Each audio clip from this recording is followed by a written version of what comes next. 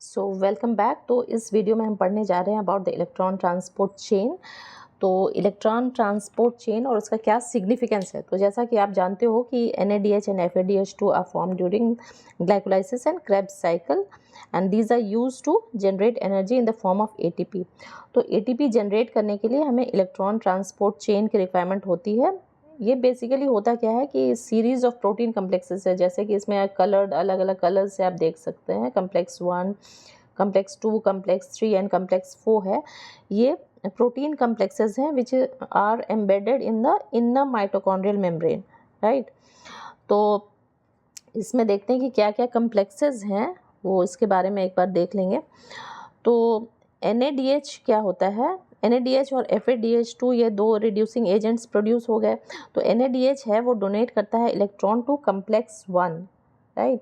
तो कम्प्लेक्स 1 को यहाँ पे ये डोनेट करता है इलेक्ट्रॉन, और FADH2 जो है वो डोनेट करता है इलेक्ट्रॉन टू कम्प्लेक्स 2, ये राइट।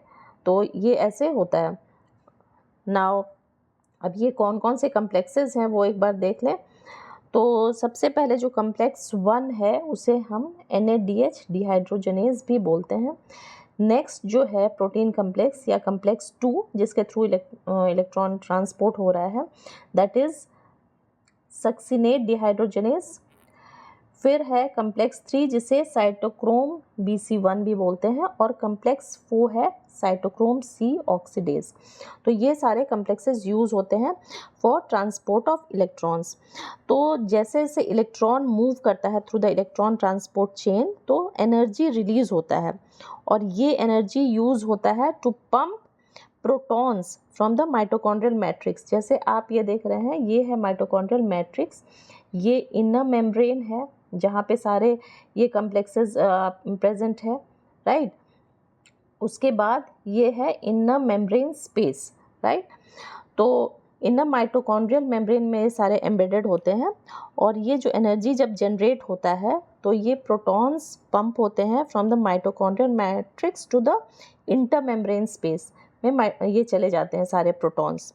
तो इससे क्या होता है, एक प्रोटॉन ग्रेडियंट जनरेट होता है, और इसकी वजह से ATP synthase is able to produce ATP फ्रॉम ADP। ADP और फॉस्फेट के कॉम्बिनेशन से ATP का प्रोडक्शन होता है।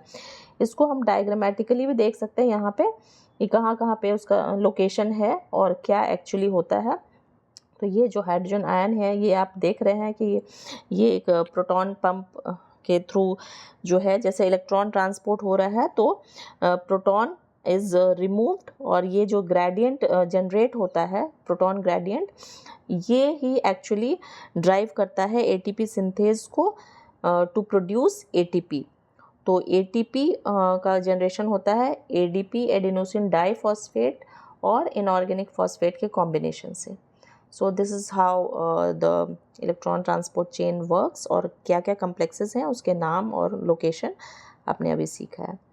For more such interesting videos keep watching NEET decoded.